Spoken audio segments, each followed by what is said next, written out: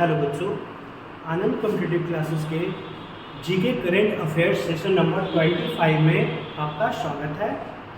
जैसा कि पिछले वीडियोस में हम लोगों ने सेशन नंबर 24 को देखा था विद एक्स्ट्रा फैक्ट्स के साथ, तो आज भी एक नए सेशन की शुरुआत करते हैं हम लोग मिस के साथ। और आज भी हम लोग बहुत सारे प्रश्नों को विद एक्स्ट्रा फैक्ट्स के साथ ही देखेंगे। तो मिस आप यहाँ आएँ और बच्चों के साथ कंटिन्यू हो जाए।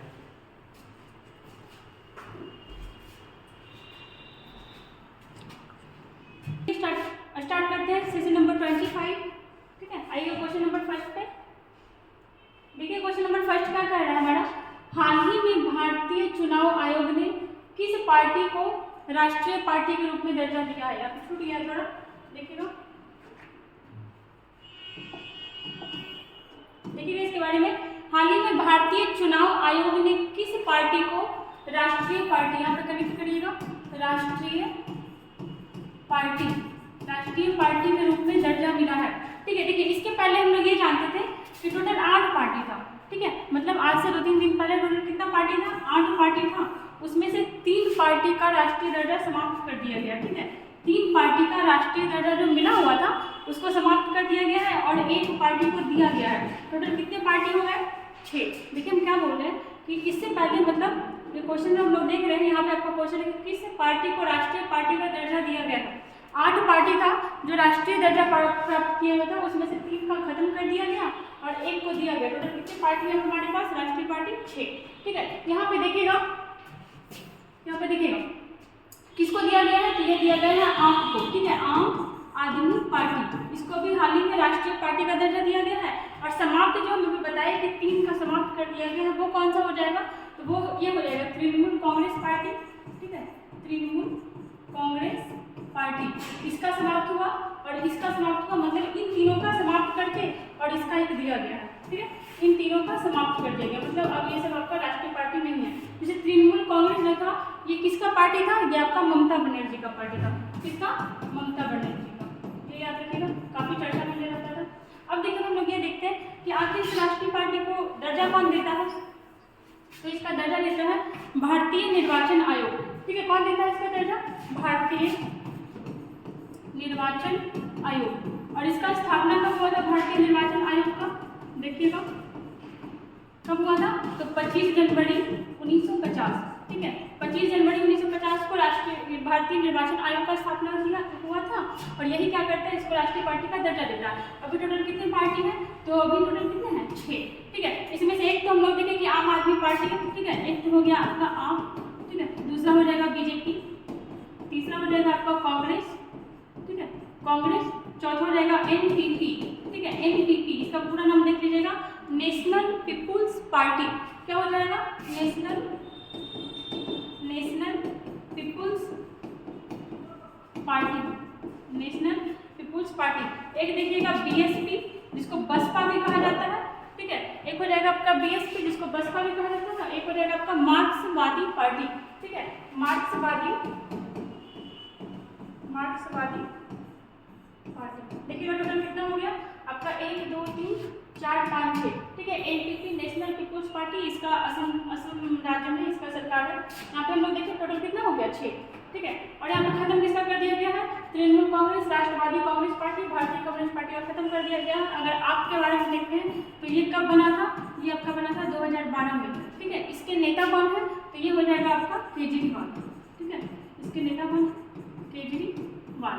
और नेता कौन है? तो ये नेता आपका भारतीय निर्वाचन आयोग। और इसकी स्थापना कब हुई थी? तो ये हुआ था आपका 25 जनवरी 1950 को। ठीक है, चलते हैं नेक्स्ट क्वेश्चन में।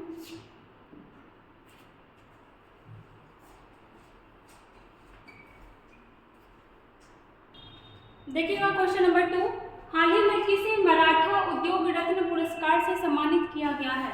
किसे क्या किया गया है? तो ये हो जाएगा आपका option number B, Nilesh Sambare. ठीक है, नीलेश सांबरे को भी मराठा उद्योग रत्न पुरस्कार मिला है। अभी अगर हम लोग कनेक्ट करेंगे तो ये चीज हम लोग देखे थे कि ऑस्ट्रेलिया की तरफ से किसको मिला था अवार्ड? ऑस्ट्रेलिया। ठीक है, इसकी तरफ से हमारे किस व्यापारी या फिर किस उद्योगपति को दिया गया था अवार्ड? तो ये आपको मिला था डॉक्टर रतन टाटा को। ठीक है, रतन टाटा। किनको मिला था? रतन टाटा को। और अगर हम लोग यहाँ पे देखते हैं एंटी वासुदेवन नायर, ठीक है। एम.टी. वासुदेवन नायर, इनका पूरा नाम क्या है? एम.टी. वासुदेवन नायर। ये क्यों फेमस है? तो इनको अभी केरल ज्योति पुरस्कार मिला है। कौन सा अवार्ड मिला है? केरल ज्योति पुरस्कार। केरल ज्योति पुरस्कार। केरल ज्योति पुरस्कार में भी हम लोग देखे थे कि केरल पुरस्कार भी 3 तरह का होता है, ठीक है। केरल पुरस्कार भी 3 तरह का होता है, उसमें से कौन कौन? ज्योति, ठीक है, एक होता है आपका प्रभा और एक होता है आपका श्री, ठीक है। केरल ज्योति पुरस्कार, केरल प्रभा और केरल श्री आपका केरल का अवार्ड है। जैसे लोग पद्म पुरस्कार के बारे में जानते हैं ना, कौन कौन सा होता है? पद्म विभूषण और आपका पद्म श्री, ठीक है। ये किसको मिला था? वासुदेवन नायर को। और देखिएगा डॉक्टर तपन सैकिया, इनको कौन सा अवार्ड मिला है? तो इनको अभी मिला है असम वैभव पुरस्कार। असम वैभव पुरस्कार, ठीक है। अगर हम लोग देखते हैं अप्पा साहब धर्माधिकारी, इनको कौन सा अवार्ड मिला है? तो इनको मिला है आपका महाराष्ट्र भूषण पुरस्कार। कौन सा? महाराष्ट्र भूषण पुरस्कार, ठीक है। महाराष्ट्र भूषण पुरस्कार किसको मिला है? अप्पा साहब धर्माधिकारी को। असम वैभव पुरस्कार किसको मिला? डॉक्टर तपन सैकिया को। और अगर इनसे पहले पूछता है, ठीक है, ये कब मिला है आपका? 2022 में। और 2022 का पहले वाला कब मिला था? मतलब 2022 के पहले 21 में, तो वो आपको मिला था किनको? डॉक्टर ये रतन टाटा को मिला था, ठीक है। चलते हैं नेक्स्ट क्वेश्चन में।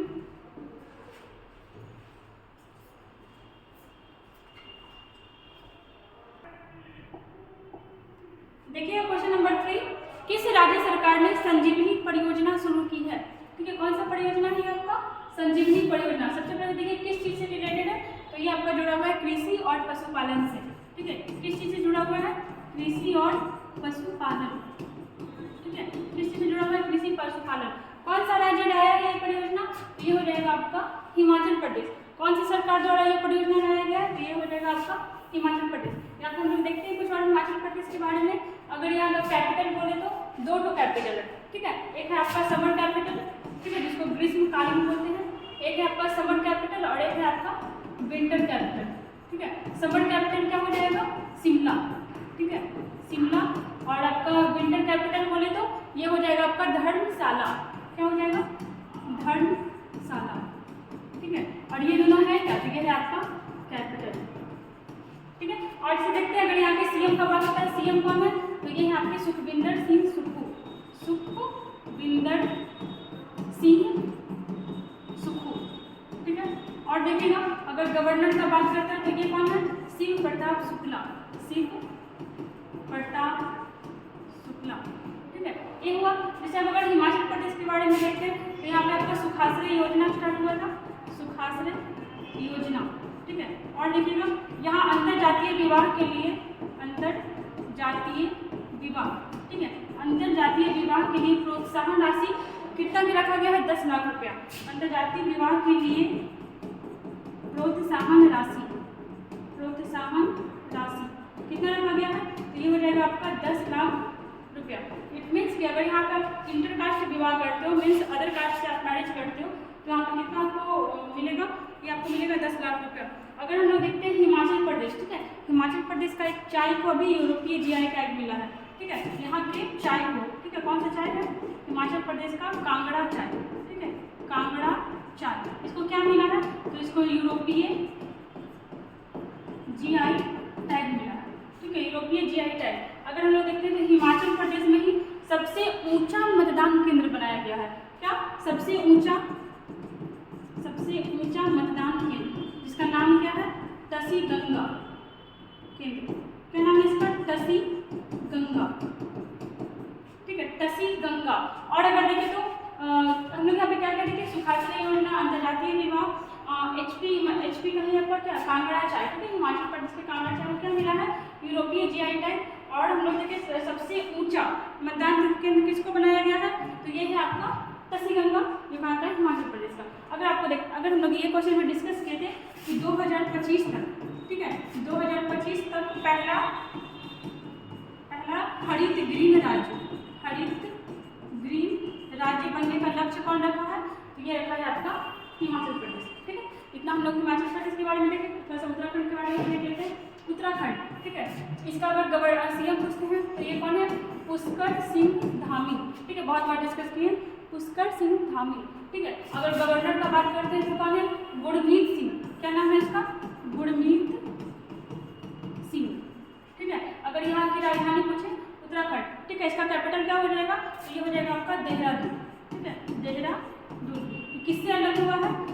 से अलग हुआ है, ठीक है, यूपी से अलग। कब अलग हुआ था? तो ये हुआ था आपका 9 नवंबर 2000 में, ठीक है। अगर आपसे पूछता कि उस समय इसका नाम क्या था, तो उस समय इसका नाम था उत्तरांचल, ठीक है। क्या नाम था?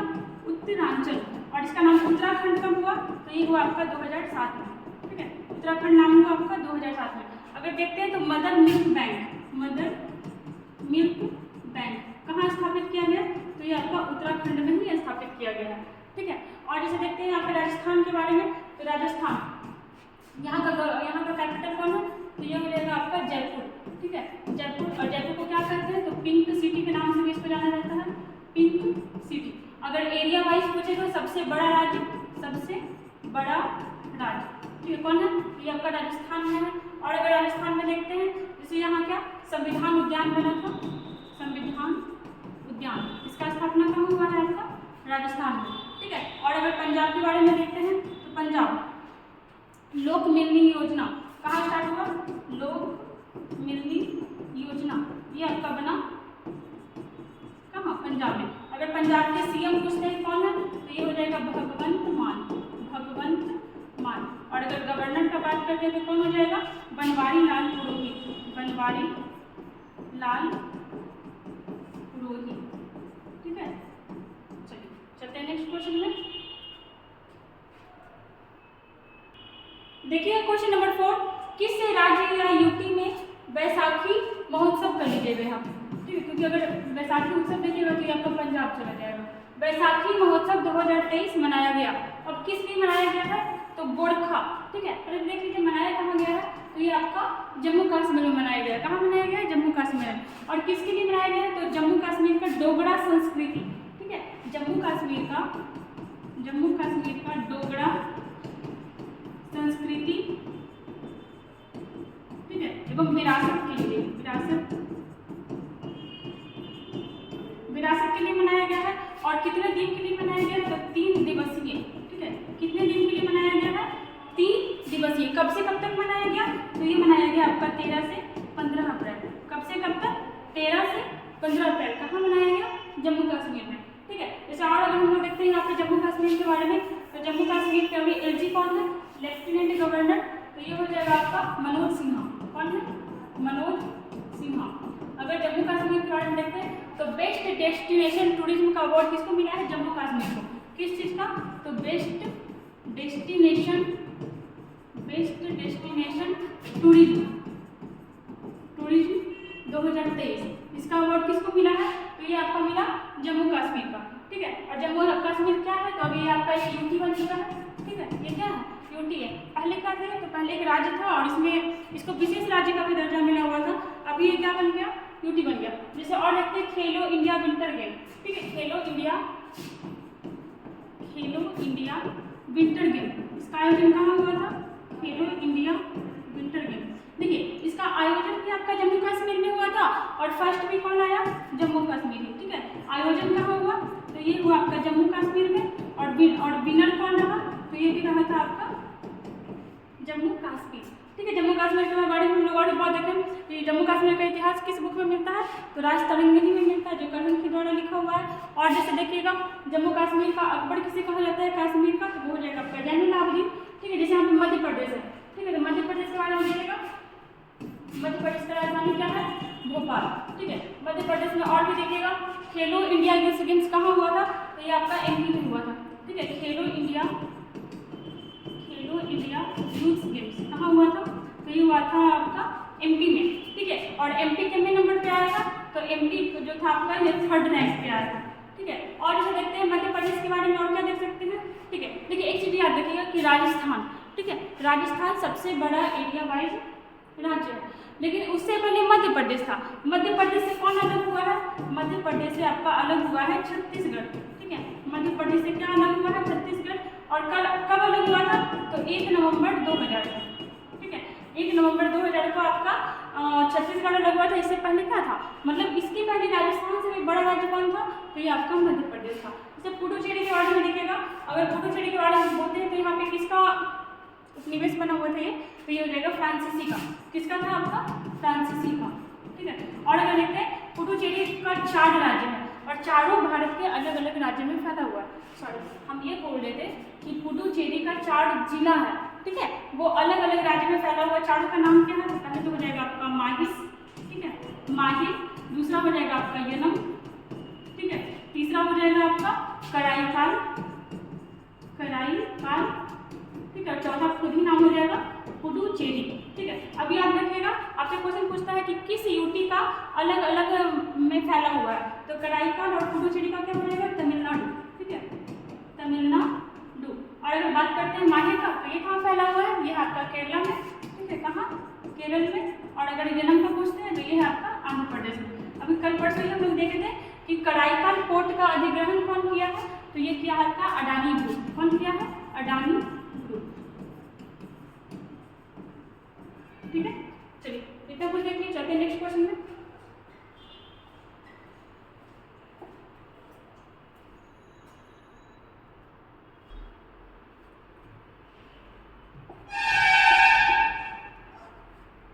देखिएगा क्वेश्चन नंबर 5, 14 अप्रैल को डॉक्टर भीमराव अंबेडकर की केवी जयंती मनाई गई है।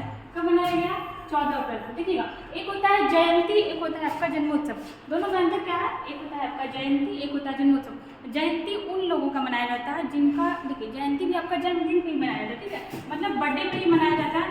लेकिन उन लोगों का मनाया जाता है ना जो अब इस दुनिया में नहीं है, उनका क्या मनाया जाता है? जयंती। और जन्मोत्सव जिनका बर्थडे है वो इस दुनिया में है, उनका बर्थडे मनाया जाता है, ठीक है। अब देखिएगा यहाँ पे बात हो रहा है आपका भीमराव अंबेडकर का, ठीक है, बहुत इंपॉर्टेंट इंसान, ठीक है, इनके लाइफ से सिर्फ और सिर्फ इंस्पायरेशन ही मिल सकता है।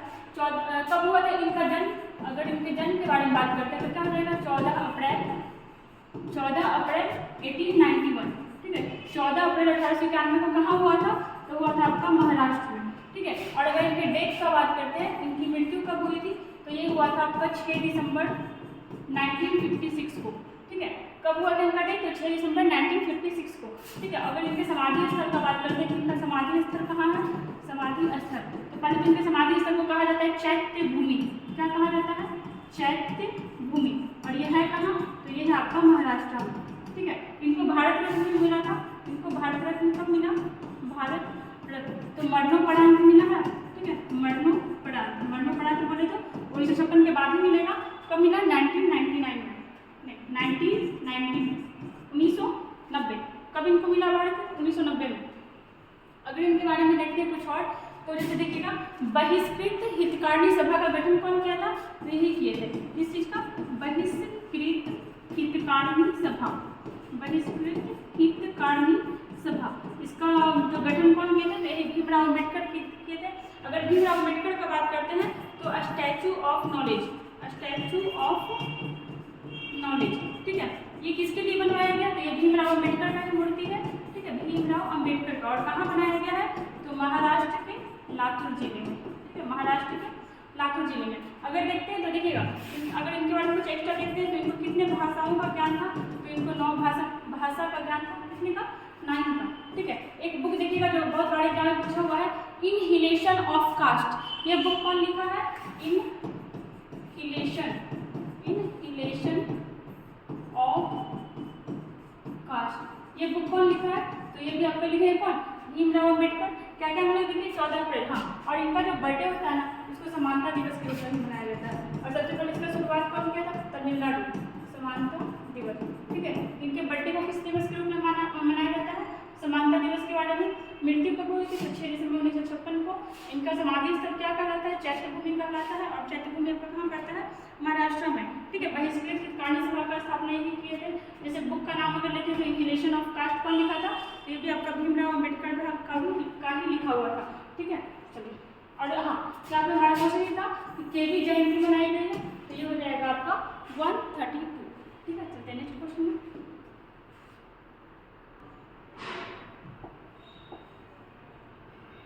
देखिएगा क्वेश्चन नंबर 6, हाल ही में सेबी ने अपने स्थापना दिवस के किस संस्करण पर आधुनिक डिजाइन के साथ नई लोगो नहीं होगा यहाँ पे लोगो, ठीक है, जैसे किसी भी चीज़ का लोगो होता है ना, पहचान, ठीक है, लोगो का अनावरण किया है, ठीक है। पहले आइए हम लोग यहाँ पे सेबी के बारे में, ठीक है, यहाँ पे लोगो लिख लीजिए ना,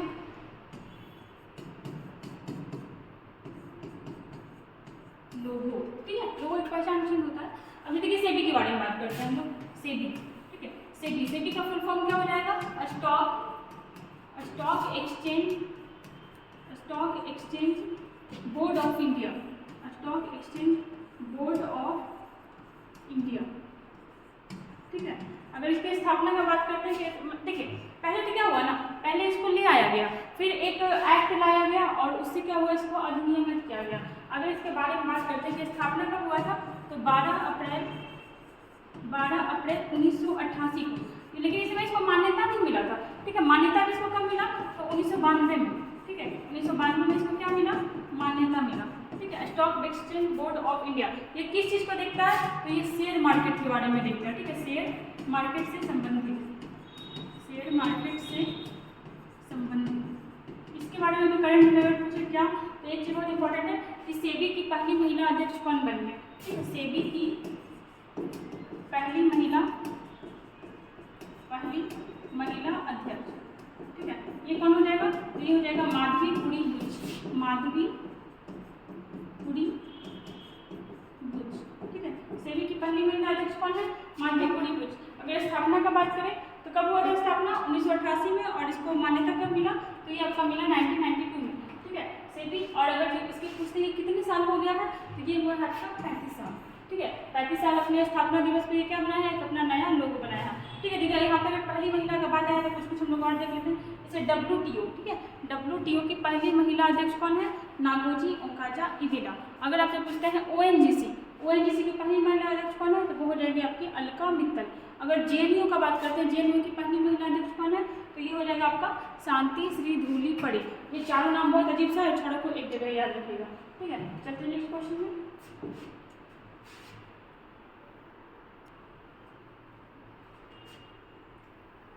देखिएगा क्वेश्चन नंबर 7, पीयूष गोयल के अनुसार भारत किस वर्ष तक तीसरी सबसे बड़ी अर्थव्यवस्था बन जाएगा, ठीक है। क्या बोल रहा है, पीयूष गोयल के अनुसार भारत किस वर्ष तक तीसरी सबसे बड़ी अर्थव्यवस्था बन जाएगा। सबसे पहले ये पीयूष गोयल कौन है, जो ऐसा बता रहे हैं, तो ये आपके उद्योग एवं वाणिज्य मंत्री कौन है, उद्योग एवं वाणिज्य मंत्री कौन है, तो ये आपके पीयूष गोयल भाई वाणिज्य मंत्री, ठीक है। अब देखिएगा जैसे यहाँ पे कब तक बनाया जा रहा है, देखिए तीसरी सबसे बड़ी बोल रहा है ना, हाँ लेकिन तीसरी। अगर अभी देखते हैं तो अभी भारत जो है पांचवी सबसे बड़ी अर्थव्यवस्था बना हुआ है, पांचवी, ठीक है। मतलब जो हम पे शासन किया, जो हमको गुलाम बनाया, वो आज हमसे पीछे हो गया है। फर्स्ट नंबर पे कौन है, तो फर्स्ट नंबर पे हो जाएगा आपका USA, ठीक है। ये अर्थव्यवस्था का क्रम देख रहे हैं, कौन सबसे ज़्यादा आगे है, ठीक है। सेकंड नंबर पे अगर देखते हैं तो ये कौन है आपका चाइना, ठीक है। थर्ड नंबर पे अगर देखते हैं तो कौन हो जाएगा, तो ये हो जाएगा आपका जापान, ठीक है। थर्ड नंबर पे है आपका जापान, फोर्थ नंबर पे है आपका जर्मनी, और 5th नंबर पे किसको मतलब हटाया यहाँ पर से, तो ये हो जाएगा आपका इंडिया। किसको हटाया, तो ये हो गया आपका ब्रिटेन, ठीक है। ब्रिटेन का नंबर दशक गया, और ये हो गया आपका 6 नंबर पे, और हम हो गए आपके 5 नंबर पे। लेकिन अब ये भी 3rd नंबर पे जाने वाला है, और कब तक चला जाएगा, तो 2027-2028, ठीक है। 2027-28 तक भारत जो है तीसरी सबसे बड़ी अर्थव्यवस्था बन सकता है। 2047 ये देखते हैं 2047 किस चीज़ का लक्ष्य रखा गया है, तो ऊर्जा स्वतंत्र होने का, मतलब ऊर्जा के मामले में हम स्वतंत्र हो जाएंगे, किसी और पे हमको हमारा डिपेंडेंसी नहीं लगेगा। ऊर्जा स्वतंत्र, ठीक है, ऊर्जा स्वतंत्र होने का लक्ष्य, ऊर्जा स्वतंत्र होने का लक्ष्य कब तक रखा गया है, तो 2047।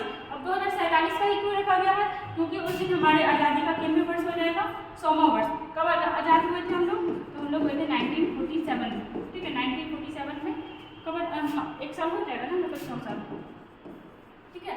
और देखिएगा अगर 2070 का बात करते हैं तो शुद्ध शून्य कार्बन उत्सर्जन,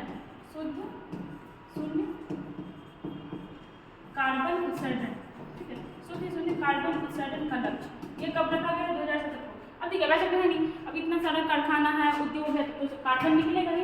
इसका कहने का मतलब ये है कि जो भी कार्बन निकलेगा, ठीक है, उसको रीयूज कर लिया जाएगा, वो हमारे इन्वायरमेंट में जाकर के उसको पॉल्यूट नहीं करेगा, ठीक है। आप इतना देखें हम लोग, अगर आपसे पूछता है, अगर यहाँ पे देखिए कनेक्ट करते हैं करेंट से जापान इस बार क्या किस चीज़ को होस्ट करने वाला है, तो ये करने वाला है आपका G7 को, और गेस्ट के रूप में किसको बुलाया है, तो हमें ही बुलाया है, मतलब भारत को। जर्मनी का अगर बात करते हैं, ठीक है, तो जर्मनी जो है आपका किस चीज़ का सम्मेलन किया था? तो इसके पहले आपका जर्मनी किया था, ठीक है। इसके पहले किसी का किया था? जर्मनी किया था। अगर हम लोग देखते हैं G20, ठीक है, G20 का कौन कर रहा है? तो इस बार कर रहा है हमारा भारत किस चीज़ का कर रहा है? तो SCO का कर रहा है, सैफ का करेगा इस बार। और अगर आपको पूछे कि SCO 2022 में कौन किया था? तो ये हुआ था उज्बेकिस्तान, ठीक है। G7 का बैठक कौन करेगा? आपका जापान करेगा, ठीक है। जापान में भी कहाँ होगा? तो हिरोशिमा द्वीप पर होगा, ठीक है। चलते हैं नेक्स्ट क्वेश्चन पे। देखिए क्वेश्चन नंबर 8, अमित शाह बहुत कुछ काम कर रहा है। जैसे आपका हनुमान जी का मंदिर का किए इनॉग्रेशन, आपका शीतला माता मंदिर का इनॉग्रेशन किए, अभी क्या किए हैं?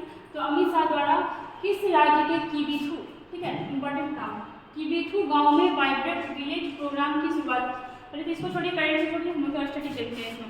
किबिथु ये कहाँ पड़ता है? तो ये आपका पड़ता है अरुणाचल प्रदेश में। अब ये क्यों इंपॉर्टेंट है? क्योंकि देखिए अगर मैप देखते हैं तो ये हुआ आपका नॉर्थ, साउथ, ईस्ट और वेस्ट, ठीक है। अगर आपसे पूछते हैं कि सबसे उत्तरी एरिया, हमारा सबसे उत्तरी एरिया कौन है? तो ये हो जाएगा आपका इंदिरा फॉल, ठीक है, इंदिरा फॉल। और ये कहाँ पड़ता है? तो ये आजकल लद्दाख में पड़ता है, ठीक है।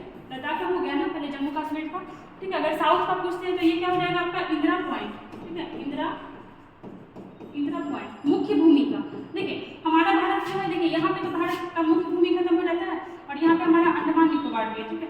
अगर मुख्य भूमि पूछेगा तो ये हो जाएगा और भारत से पूछेगा तो ये हो जाएगा। अगर मुख्य भूमि का बात करते हैं तो इंडिया पॉइंट हो जाएगा और कहाँ पड़ता है? तमिलनाडु में। अगर गुजरात का बात करते हैं सबसे पश्चिमी एरिया, तो क्या हो जाएगा? गुहार माथा, ठीक है। नाम तो पर्टिकुलर नहीं पूछता, आपका स्टेट पूछ लेता है, तो क्या हो जाएगा यहाँ पे? गुजरात, ठीक है। और अगर पूर्वी एरिया का पूछते हैं तो क्या हो जाएगा आपका? अरुणाचल प्रदेश, ठीक है। अरुणाचल प्रदेश का भी कौन सा? किबिथु, ठीक है। और अगर देखिएगा एक चीज़ हम और बताया था कि ये दोनों स्टेट में सूर्योदय में 2 घंटा का अंतर हो जाता है, ठीक है। सबसे पहले सूर्योदय कहाँ होता है? तो अरुणाचल प्रदेश में, और सबसे बाद में होता है आपका गुजरात में। चलिए हम लोग क्वेश्चन पे आते हैं। क्वेश्चन क्या था हमारा कि अमित शाह द्वारा किस राज्य के किबिथु गाँव में वाइब्रेंट विलेज प्रोग्राम की शुरुआत की है? अरुणाचल प्रदेश में। देखिए अभी हुआ क्या था ना, कुछ दिन पहले चाइना जो है आपका अरुणाचल प्रदेश का 11 जगह का नाम चेंज कर दिया था। चाइना का कहना है कि जो आपका अरुणाचल प्रदेश, मान लीजिए कि ये अरुणाचल प्रदेश है, ठीक है। तो चाइना का ये कहना है कि अरुणाचल प्रदेश का उत्तरी एरिया जो है आपका चाइना का है, ठीक है। और इसलिए ये अपना कुछ एक्टिविटी यहाँ पे हमेशा करते रहता है, कभी गाँव बसा दिया, कभी कुछ कर दिया। अभी क्या किया कि अरुणाचल प्रदेश की 11 जगह का क्या किया है? तो नाम चेंज कर दिया। तो भारत को भी कुछ एक्शन लेना था, तो अब क्या किया? यहाँ एक प्रोग्राम स्टार्ट कर दिया, मतलब विलेज बसाने के लिए, ठीक है। अगर हम लोग कुछ और देखते हैं अरुणाचल प्रदेश के बारे में, तो पहले इसको नेफा के नाम से जाना जाता था। किस नाम से? नेफा बोले तो नॉर्थ ईस्ट फ्रंटियर एजेंसी, ठीक है, नॉर्थ ईस्ट फ्रंटियर एजेंसी के नाम से इसको जाना जाता था। अगर और हम लोग देखते हैं गुजरात के बारे में, कनेक्ट करते हैं अगर स्टैटिक से, तो सबसे लंबा तटीय सीमा वाला राज्य, ठीक है, सबसे लंबा तटीय सीमा वाला राज्य कौन सा हो जाएगा? गुजरात, ठीक है। सबसे लंबा तटीय सीमा वाला राज्य क्या हो जाएगा? गुजरात, ठीक है। देखिए फर्स्ट को याद है, सेकंड नंबर पे याद रखा करिए। सेकंड नंबर पे हो जाएगा आपका आंध्र प्रदेश, सेकंड नंबर पे आंध्र प्रदेश। और अगर सबसे छोटा का बात करें तो क्या हो जाएगा? गोवा, ठीक है। ये हुआ यहाँ पे आंध्र प्रदेश को अगर देखते हैं तो अभी इसका राजधानी कहाँ चेंज हुआ है? विशाखापट्टनम। कहाँ हुआ है? विशाखापट्टनम, ठीक है। सबसे ज़्यादा बार कैपिटल चेंज करने वाला आपका स्टेट हो गया उड़ीसा। इंपॉर्टेंट है क्योंकि यहाँ क्या हुआ था अभी? तो 15वां वर्ल्ड हॉकी कप हुआ था, वर्ल्ड हॉकी कप, ठीक है। जीता कौन था? तो जीता था आपका जर्मनी, बेल्जियम को हराकर, ठीक है। चलते हैं नेक्स्ट क्वेश्चन पे।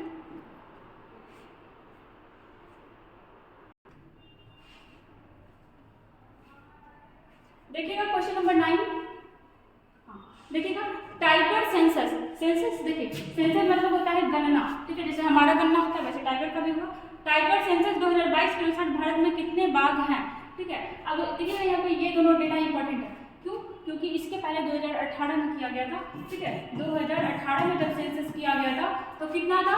2967, और अभी 2022 में किया गया तो बढ़ गया, और कितना बढ़ गया? तो कितना हो गया? 3, ठीक है। अभी कितना है? 3167। देखिए डेटा बहुत इंपॉर्टेंट है, क्योंकि जब एग्जाम में मतलब जब ये सेंसस हुआ था ना, तो मैक्सिमम एग्जाम में ये डेटा ही पूछ लिया जा रहा था कि भारत में भी कितने बाघ हैं, ठीक है। तो उस समय का 2967 क्यों? क्योंकि 2018 में था, 2022 में कितना हो गया? ये हो गया 3167, याद रखिएगा। अब देखिएगा थोड़ा बाघ के बारे में, एक आपका क्वेश्चन आता है बाघ परियोजना, ठीक है, बाघ परियोजना या बाघ प्रोजेक्ट, ठीक है। ठीक है, टाइगर प्रोजेक्ट लिखते हैं, टाइगर प्रोजेक्ट। ये कब आया था? तो ये आया था आपका 1973 में, ठीक है, 1973 में क्या आया था आपका? Tiger project. क्यों लाया रहता है कोई भी टाइप का प्रोजेक्ट? क्योंकि जब उसका संख्या कम नहीं लगता है और इकोसिस्टम में सारा जानवर हमारे लिए इंपॉर्टेंट होता है, तो उसको बचाने के लिए कुछ प्रोजेक्ट लाया जाता है। टाइगर प्रोजेक्ट कब आया था?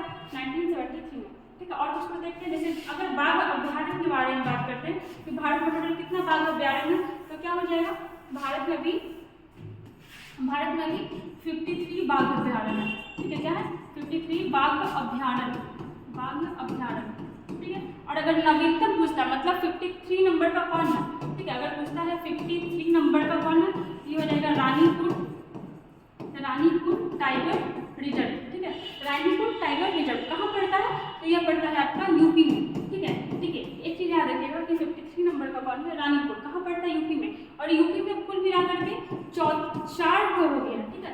यूपी में कुल मिलाकर के 4 टाइगर रिजर्व हो गया। अगर आपसे पूछता है कि भारत का नवीनतम, ठीक है, तो 53वां हो जाएगा। और यूपी का चौथा तो क्या हो जाएगा? तो भी आपका ही हो जाएगा रानीपुर। अगर यूपी में 4 हो तो चारों का नाम हम लोग देख लेते हैं। एक तो हो गया आपका भी रानीपुर, जो हम लोग भी देखे, ठीक है, रानीपुर टाइगर रिजर्व। एक देखते हैं दुधवा टाइगर रिजर्व, एक है आपका पीलीभीत टाइगर रिजर्व, और एक है आपका अमनगढ़ टाइगर रिजर्व, ठीक है। ये चारों कहाँ है? आपका यूपी में है, ठीक है। और देखिएगा एक चीज में कंफ्यूजन होता है सबको कि राष्ट्रीय उद्यान और अभ्यारण्य में क्या अंतर है, ठीक है। राष्ट्रीय उद्यान और अभ्यारण्य में क्या अंतर है, इसको इरेज करते हैं, ठीक है। देखिएगा एक होता है आपका राष्ट्रीय उद्यान,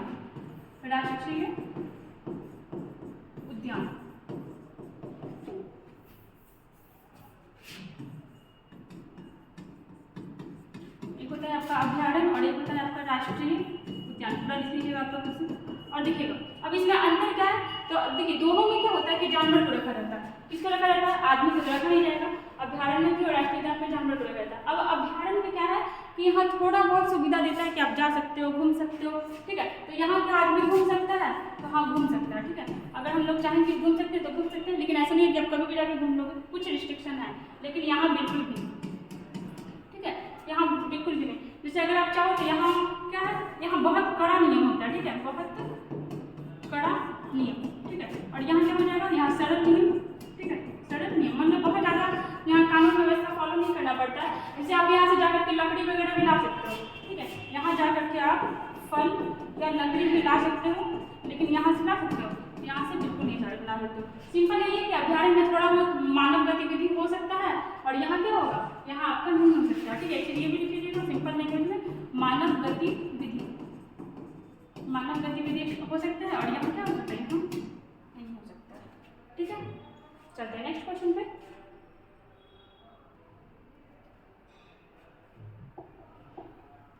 देखिएगा क्वेश्चन नंबर 10, किस राज्य में विश्व का पहला एशियाई किंग गिद्ध संरक्षण केंद्र, ठीक है, क्या है आपका? गिद्ध संरक्षण केंद्र कहाँ स्थापित किया गया? सेम वही हो जाएगा जो भी हम लोग देखे थे, यूपी, ठीक है। इसके पहले ना हम लोग देखे थे कि यूपी के रानीपुर में क्या है, तो बाघ अभ्यारण्य जो भी नया बना है, यहाँ पे हम लोग क्या देखे कि गिद्ध संरक्षण केंद्र अभी कहाँ बनाया जा रहा है? तो यूपी। और यूपी में भी कहाँ? तो यूपी के महाराजगंज में, ठीक है।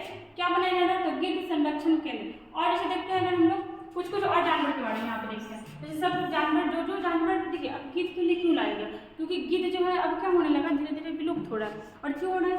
गिद्ध हमारे लिए इंपॉर्टेंट है, क्यों? क्योंकि इतना सारा सड़ा गला जो भी चीज़ होता है, मतलब आप अगर ले लो तो साग सब्जी हो गया या फिर जानवर का ही अगर सड़ा गला मांस वगैरह होता है तो क्या होता है कि वो गिद्ध ना उसको खा करके खत्म कर देता है, तो पॉल्यूशन से बचता है, ठीक है। तो ये हमारे लिए जरूरी है गिद्ध, और इसी के लिए संरक्षण केंद्र बनाया गया है। अगर कुछ और चीज़ के बारे में देखते हैं, जैसे वन्य जीव संरक्षण केंद्र, वन्य जीव